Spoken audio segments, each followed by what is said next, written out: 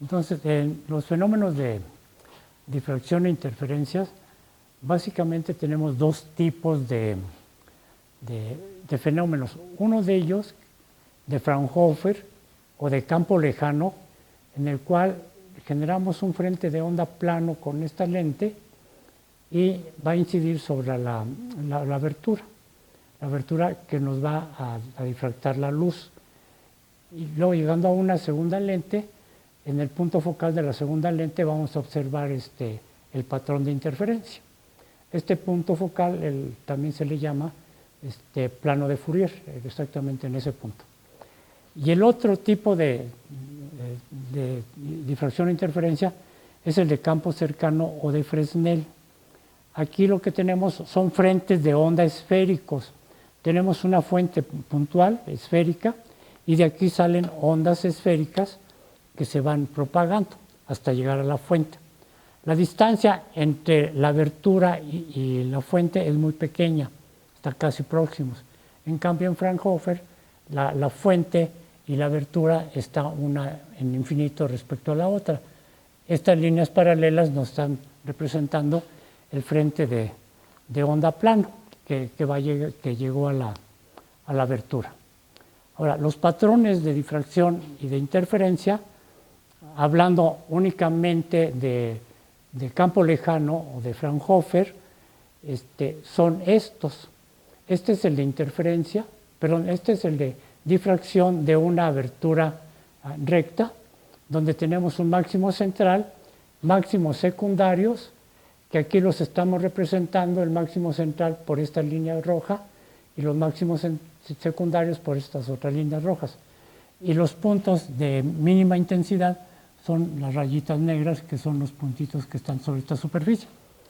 Y este sería el patrón de interferencia de dos aberturas que también se encuentran muy alejadas de la fuente, y tenemos aquí los máximos de intensidad, que todos son de la misma altura, y los mínimos de intensidad, que es donde las ondas se hacen cero. Entonces, lo que vamos a explicar un poquito es, sin llegar a fondo, cuáles las ecuaciones matemáticas que se utilizan para representar estos dos fenómenos. Aparte de la difracción y la interferencia de una sola abertura, vamos a considerar también la situación de una abertura de tipo circular o de una abertura rectangular. Y veremos cuáles son los patrones básicamente de difracción.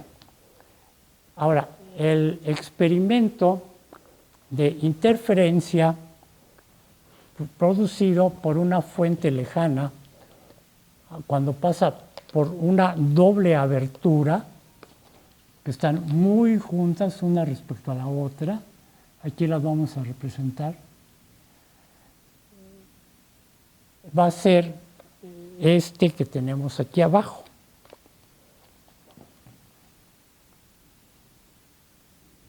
Aquí en este punto vamos a observar este patrón de interferencia debido a dos aberturas donde la fuente se encuentra en infinito. El experimento que lo realizó Fraunhofer, que es la primer prueba experimental de que la luz es una onda, él lo realizó utilizando un cuarto totalmente oscuro, bloqueó toda la luz que entraba, y en una ventana del cuarto puso una pequeña carta, aquí, con dos aberturas muy juntas.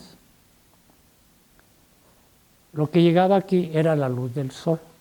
Debido a la distancia entre el sol y la Tierra, podemos considerar que las ondas esféricas emitidas por el sol, cuando nos llegan a la Tierra, ya son ondas planas. Y el patrón de interferencia que se genera es precisamente esto. Esto es la primera prueba de que la luz es una onda, experimentalmente. Ahora voy a plantear la ecuación matemática que me representa este patrón de interferencia. Posteriormente pasaremos a la ecuación de la difracción de una sola abertura. Cómo se forma el patrón de interferencia en un campo lejano. Entonces tenemos dos pequeñas aberturas separadas a una distancia d, y de cada una de ellas únicamente vamos a considerar dos rayos que salen uno de una y otra de la otra y cómo se van a superponer en este punto, donde cada uno de ellos recorre esta distancia, el de abajo una distancia R2 y el de arriba una distancia R1, de tal forma que esta pequeña distancia de aquí es la diferencia de camino óptico, está dada por la diferencia de las trayectorias seguidas por los dos rayos, entonces R2 menos R1. Bien, ahora lo que nos interesa a nosotros, más que ver las ecuaciones de superposición y demás, nos interesa saber cuál es la intensidad, cuál es la energía luminosa que está llegando al plano de observación, que lo tenemos aquí representado con las líneas rojas, que serían líneas brillantes, y las negras, que serían líneas totalmente oscuras. La cantidad de energía luminosa que está llegando aquí está dada por esta ecuación, donde I es la intensidad luminosa, I0 es una constante, no vamos a entrar en más detalles, y esta es la función coseno cuadrado de la diferencia de fase entre los dos rayos. La diferencia de fase se refiere a cómo llega una onda adelantada o retrasada respecto a la otra. Es decir, lo que queremos, lo que nos está representando aquí es que si tenemos dos ondas que vienen una de esta forma y la otra de esta manera, decimos que estas dos ondas están en fase. Pero si tenemos una onda que viene aquí y otra que viene acá, estas están desfasadas en una cierta cantidad. Entonces, esta diferencia de fase entre las ondas es lo que nos va a producir a nosotros el patrón de interferencia en el plano de observación. Le vamos a llamar phi. Ahora, la función coseno cuadrado, esta es la función que estamos representando aquí. Esta es una función coseno y al cuadrado porque todo está arriba del eje, no tenemos cantidades negativas, todas son positivas. Y es por esta función coseno cuadrado, repito, nos da esta onda, si podemos llamarle, en el plano. Ahora, phi, la diferencia de fase, está definido por el número de propagación, K, y la diferencia de camino óptico. El número de propagación, K, se define como la 2pi entre la longitud de onda de la luz, o sea, la longitud de la onda que está llegando en este punto. Algo importante en estos experimentos, y para verlos en bonito, es que generalmente en el laboratorio se utiliza luz monocromática, o sea, luz de una sola longitud de onda. El experimento que vamos a ver posteriormente es con luz roja, un láser que emite en el rojo, y el lambda es la longitud de onda de una onda roja, que eso ya veremos su valor posteriormente. Ahora bien, ¿cómo es que esto me representa los máximos de intensidad, que son los rojos, y los mínimos de intensidad? Eso va a estar representado por qué valor toma phi para que la función cosena, o sea, el coseno cuadrado de phi, sea igual a la unidad, o el coseno cuadrado de phi de la diferencia de fase sea 0. Si el coseno cuadrado de phi es 1, tenemos los máximos de intensidad. Si es 0, tenemos los mínimos de intensidad. Aquí algo muy importante es que tenemos los máximos y luego va disminuyendo la intensidad poco a poco hasta que llega a 0. Estos son los extremos. Aquí no estamos tomando en cuenta los valores que toma phi en el trayecto desde un máximo hasta un mínimo. Eso los estamos pasando por alto. Entonces, para que tengamos que la función coseno cuadrado de phi sea igual a la unidad, necesitamos que la diferencia de fase phi sea igual a un múltiplo par de pi, donde m aquí le vamos a llamar el orden de interferencia. Si m vale 0, phi va a valer 1 porque el coseno de phi vale 1 porque el coseno de 0 es igual a 1. Si m vale 2 o vale 1, m igual con 1, tenemos que el coseno de phi va a ser igual al coseno de 2pi, y el coseno de 2pi vale la unidad. Y esto nos daría los máximos de intensidad. Los máximos. Los mínimos de interferencia los obtenemos cuando la diferencia de fase vale 2m más 1 de pi sobre 2. O sea, esto van a ser múltiplos de 90 grados, mientras que en el caso de los máximos son múltiplos de 0, de 360 grados, de pi, etcétera. ¿De acuerdo? Entonces aquí todos son múltiplos de 90 grados. Entonces, si m vale 0,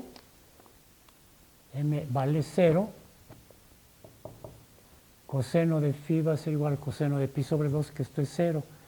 Si m vale 1, tenemos el 1 por 2, 2, más 1, 3. Tenemos que el coseno de phi, o sea, el coseno de 3 pi medios, vale 0 también. Y nos dan todos los mínimos de interferencia, que son precisamente las líneas negras que tenemos aquí. Ya la parte intermedia no nos preocupa. Al observar el experimento simplemente se ve cómo la intensidad va disminuyendo poco a poco hasta que se hace 0, comienza a crecer nuevamente hasta que se hace un máximo de intensidad. Ahora, ya en un experimento ya de clase o en un problema de clase, nos interesa localizar a qué altura del centro se encuentran los máximos de intensidad o a qué altura del centro se encuentran los mínimos de intensidad. Y para eso vamos a seguir una aproximación que lo vamos a pintar por acá. Dado que todo esto es muy agrandado, muy exagerado, simplemente para poderlo explicar, pero en realidad cuando uno hace el experimento, este ángulo de aquí es muy pequeño, muy pequeñito, y vamos a considerar que utilizando la función tangente, la definición de la función tangente, que está definida como el cateto opuesto entre el cateto adyacente. El cateto opuesto de este triángulo que tendríamos aquí es Y, y el cateto adyacente es L, que es la distancia entre la abertura y el plano de observación. Esto sería. Entonces, la aproximación viene de que cuando teta, el ángulo teta es muy pequeño, tiende a 0, no es 0, tiende a 0, muy pequeñito. Entonces, y además el ángulo está en radianes. Tenemos que la función tangente es aproximadamente o casi igual a la función seno. Esa es la aproximación que estamos haciendo, que es muy válida porque los ángulos son muy pequeños. Entonces, este ángulo teta que tenemos aquí es igual, utilizando un poco de geometría plana, es igual a este ángulo, el ángulo que tenemos aquí. Entonces, la diferencia de camino óptico, delta R, nos dice que el seno del ángulo teta de este ángulo, que es este mismo, va a ser igual a delta R entre D, donde D es la separación de las dos ranuras. Entonces, si esto es el ángulo, el seno del ángulo, aquí en esta posición, y tenemos la tangente que es igual al seno del ángulo, según esta aproximación, entonces de estas dos expresiones tenemos que la altura entre la distancia de las ranuras al plano de observación es igual a delta R entre D, lo cual es válido por esto que hemos mencionado. Entonces, la altura Y va a ser igual a delta R por L entre D. Tenemos esa situación. Y ahora nos vamos a la definición de la fase. Recuerden que la fase φ se definió como el producto del número de propagación multiplicado por la diferencia de camino óptico. Entonces, de esta ecuación tenemos aquí la diferencia de camino óptico. Pero ahora vamos a ver cuál es la altura de un máximo. Altura de un máximo. ¿Sí? Sabemos que los máximos se dan cuando φ son múltiplos enteros de pi. Pars, además pars, múltiplos pares de φ.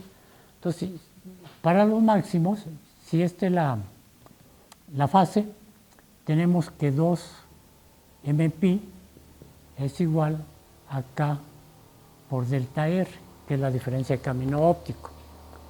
Y aquí despejamos la diferencia de camino óptico y delta R va a ser igual a 2mπ entre el número de propagación o vector de propagación, son los dos nombres que se les da. Y por la definición del número de propagación o vector de propagación, que es 2pi entre lambda, entre la longitud de onda, podemos reescribir la diferencia de camino óptico como 2mπ entre 2pi multiplicado por la longitud de onda, haciendo ahí un pequeño truco matemático, un despeje. Entonces nos queda que la diferencia de camino óptico es m lambda.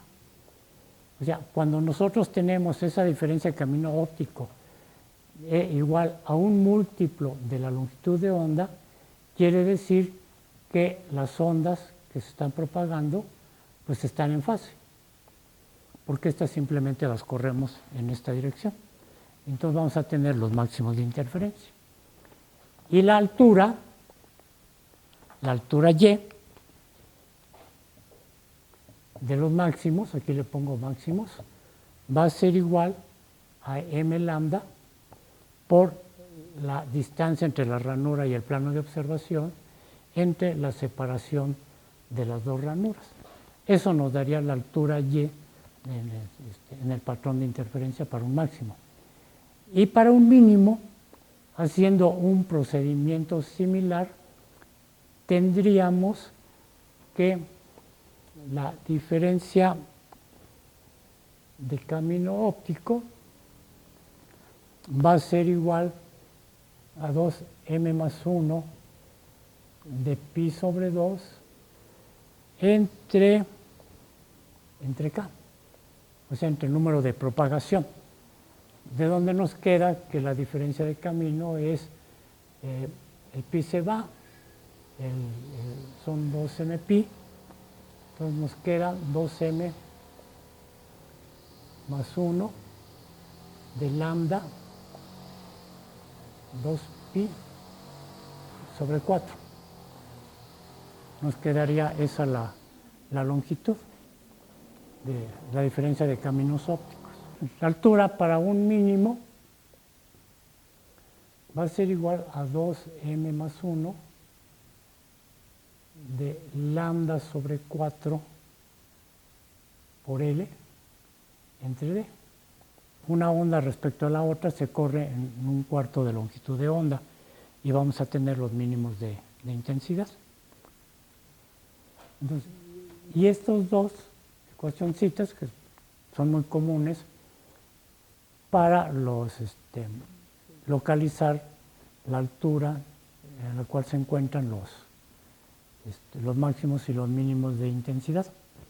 Ahora bien, un comentario sobre el orden de interferencia.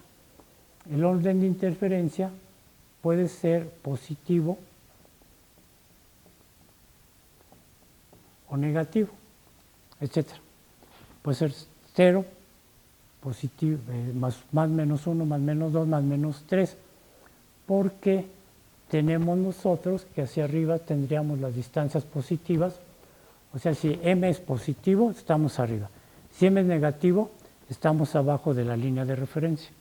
Entonces, con esto representamos ambos lados del centro de las ranuras. Y esto sería la situación del experimento de Young, que es el primer experimento que demuestra que la luz efectivamente es una onda. El problema que está planteando es obtener la intensidad de la luz o de la energía que llega a un plano de observación de la luz que pasa a través de una ranura recta.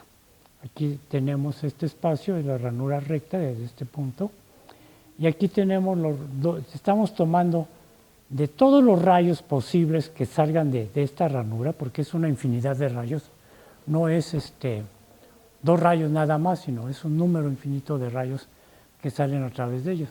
Entonces nada más estamos tomando 2 rayos para poder obtener la ecuación que nos permita calcular la energía o la intensidad luminosa en este plano de observación. Bien, ahora, para poder explicar más o menos qué está sucediendo en este punto, porque tenemos aquí un número infinito de fuentes de luz en ese pequeño intervalo. El principio de Huygens nos dice que en un frente de onda, cada punto del frente de onda puede considerarse como una fuente esférica que emite luz.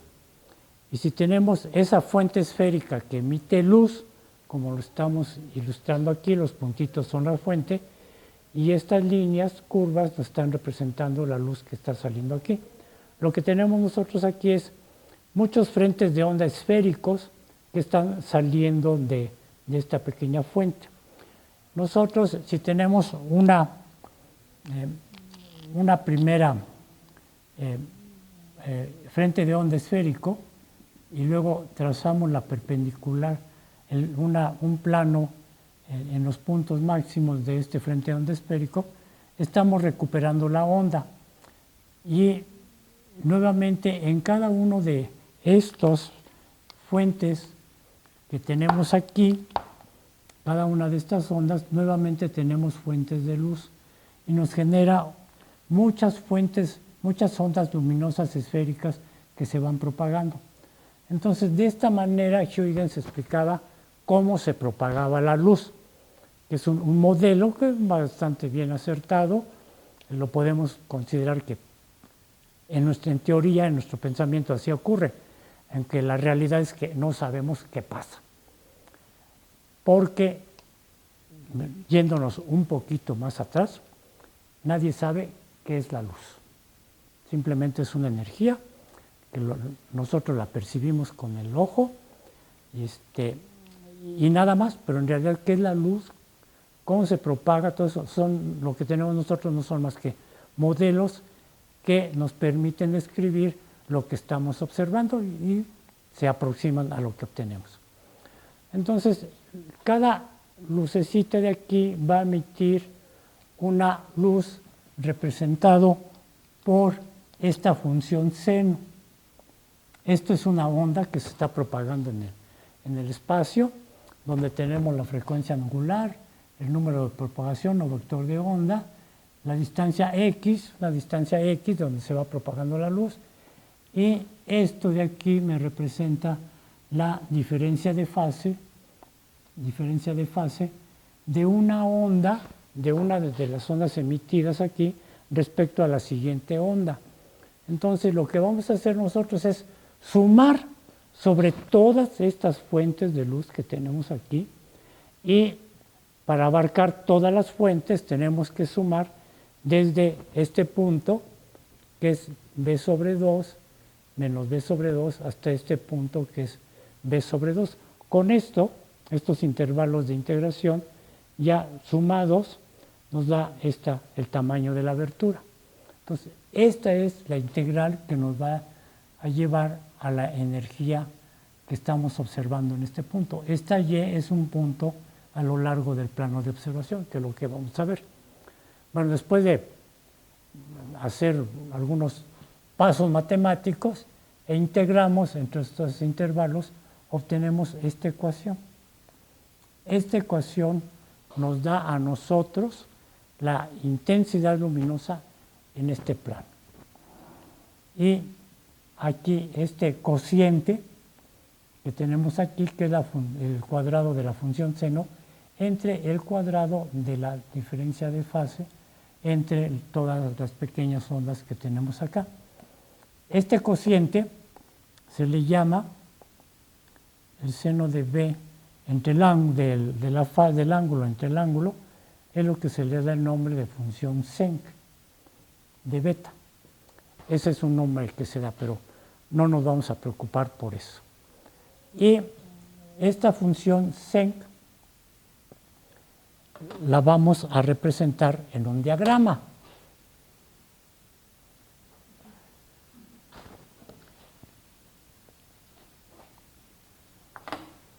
Y el diagrama en el plano de observación de la función senc es el siguiente. Uy.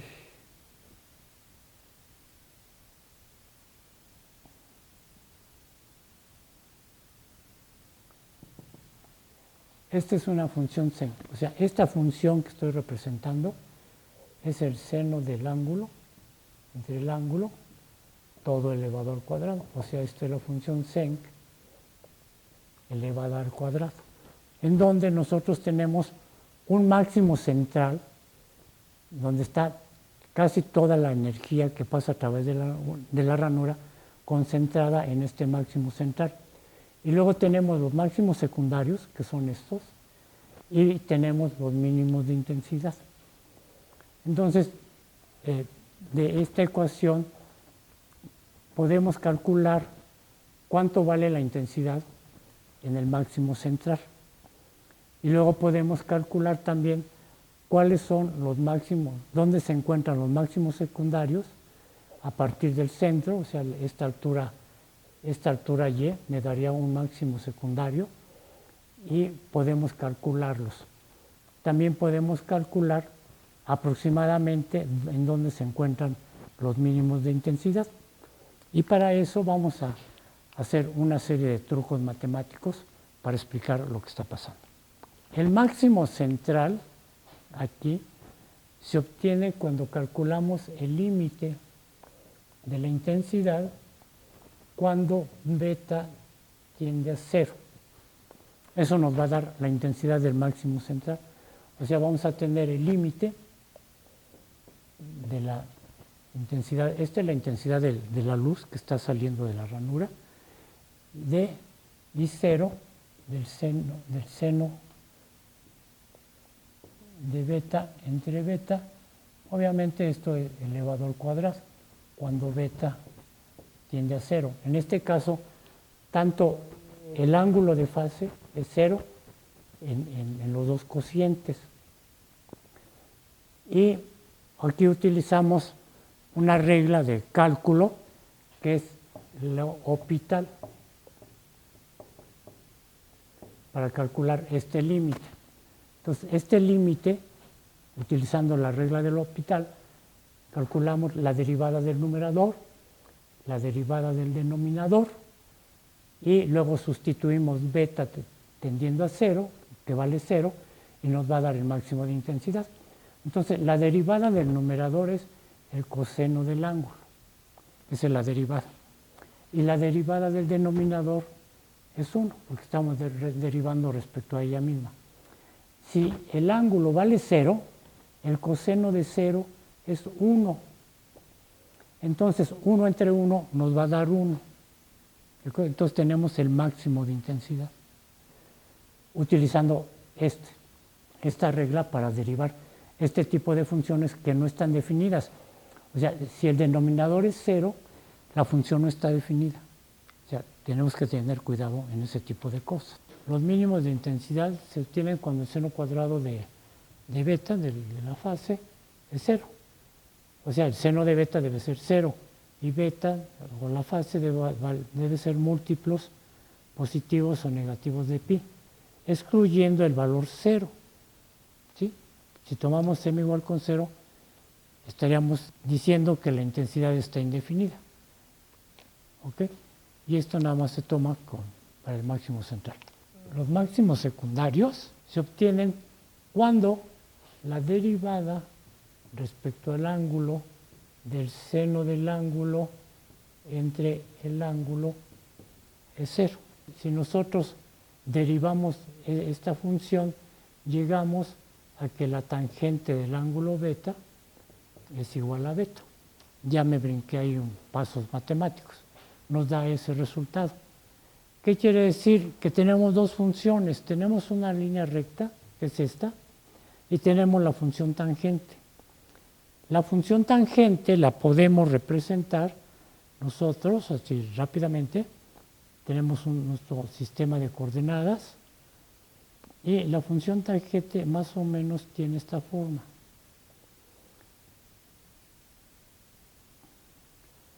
Luego, así.